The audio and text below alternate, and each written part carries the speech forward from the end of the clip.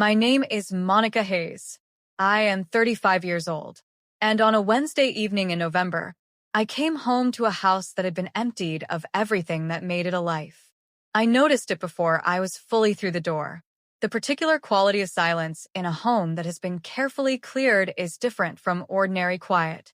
It has a texture, a finality, the kind of silence that does not feel like absence but like erasure.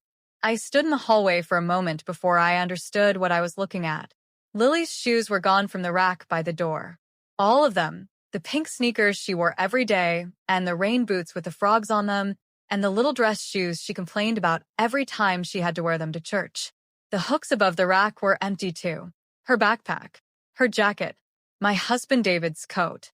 I walked through the house the way you walk when your body is still moving, and your mind has not yet caught up to what it is seeing. Living room, the photographs that had been on the side table gone. Kitchen, the counter cleared of the small things that accumulate in a family kitchen over years.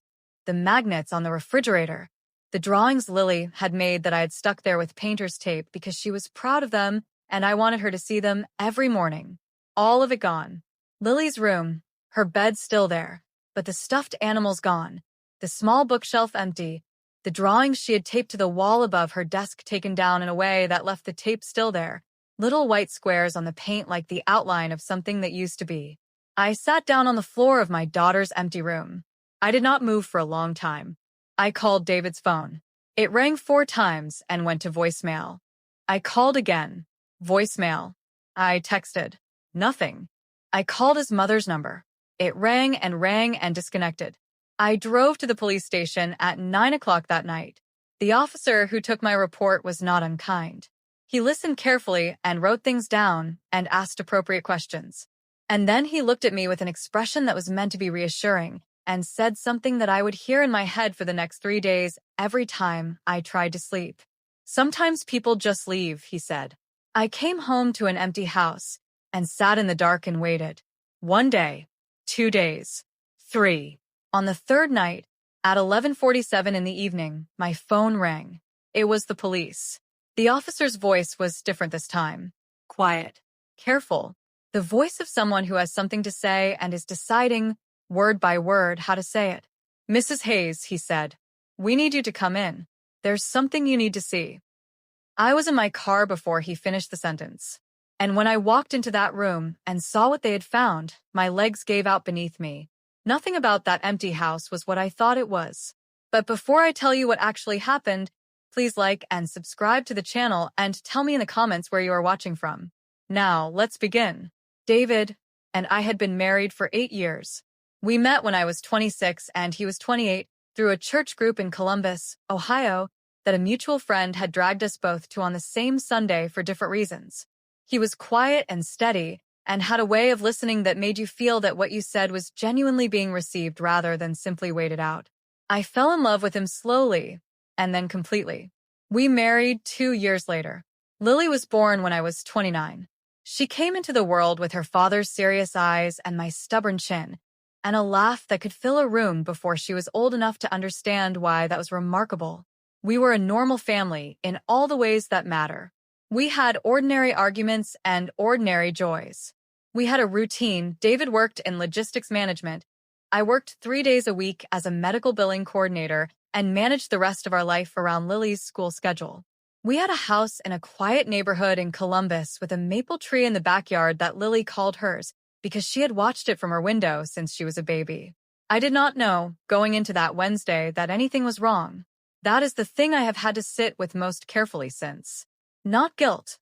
I have been counseled, carefully and consistently, not to carry guilt for what was done without my knowledge and against my will, but the particular disorientation of learning that something had been built in the walls of your life, quietly and for a long time, that you did not see.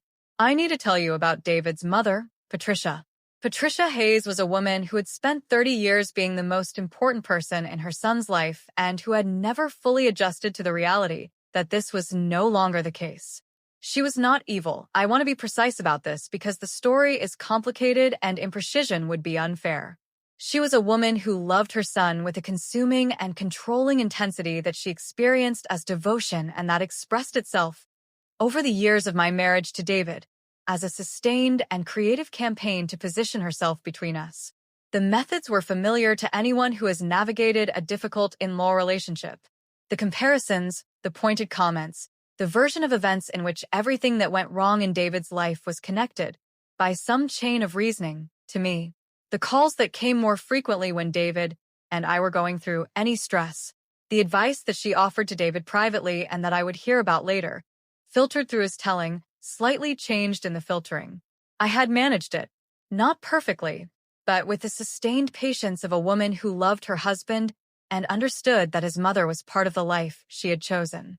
I had never issued an ultimatum. I had never demanded he choose. I had simply maintained my ground with as much grace as I could find and trusted that time and consistency would do what arguing could not. What I had not understood, what I had not been allowed to understand, was how far things had gone. David's mother had been feeding him a story for 2 years.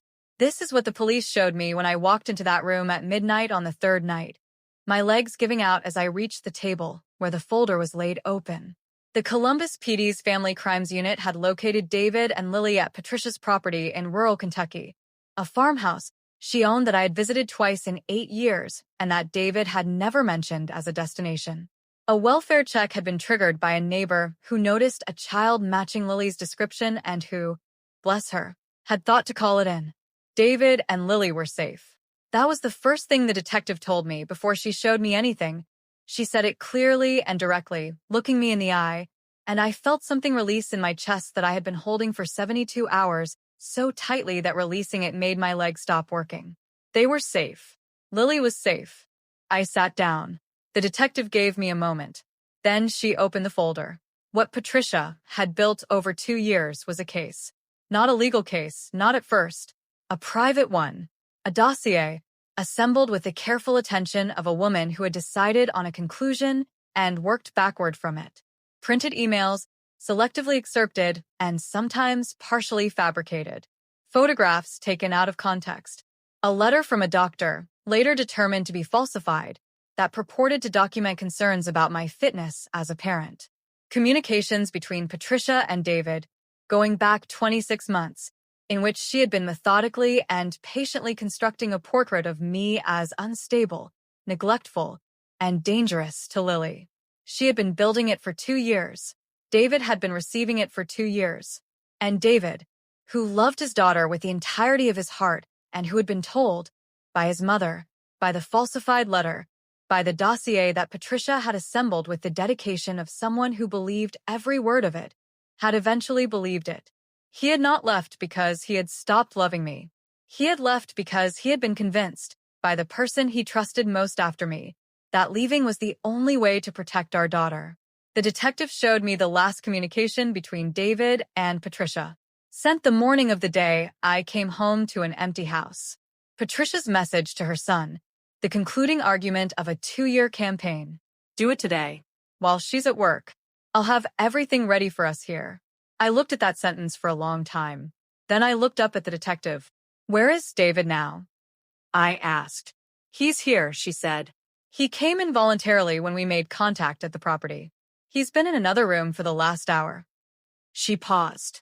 He's seen the documentation. He knows what we found.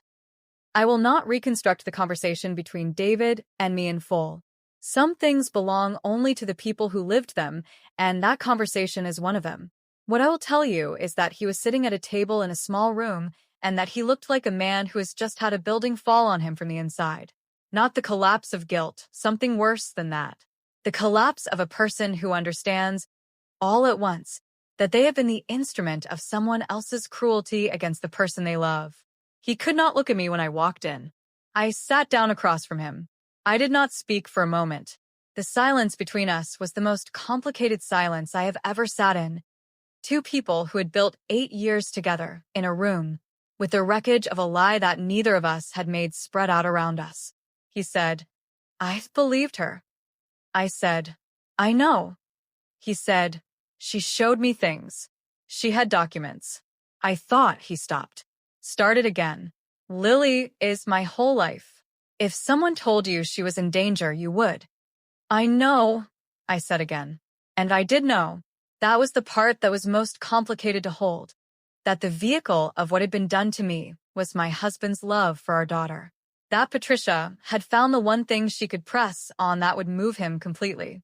Not resentment of me, not selfishness, love. A father's terror of failing his child. She had found that, and she had pressed it for 2 years until it moved him out the door. Patricia Hayes was charged with custodial interference, filing a false report, and document fraud.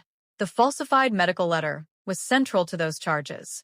There are additional civil matters that our attorney is pursuing that I have been advised not to detail publicly.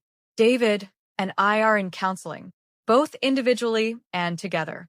The work is slow and not straightforward, and there are days when the image of those little white squares of tape on Lily's wall, the outline of her drawings, taken down and carried away, comes back to me, and I have to breathe through it carefully. But David is there, in the house, at the kitchen table.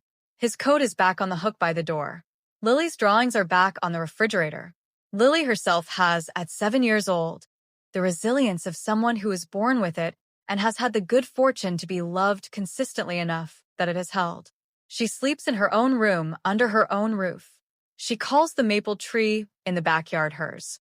I came home to an empty house, and I sat on the floor of my daughter's room and could not move. And then I got up, and I filed the report, and I waited 3 days. And when the phone rang, I got in the car before the call was finished. Because that is what you do when the people you love are somewhere you cannot see them. You do not stop. You do not accept the word of someone who says they simply left. You do not let the silence be the last word. You wait, and you answer, and you go. Every single time.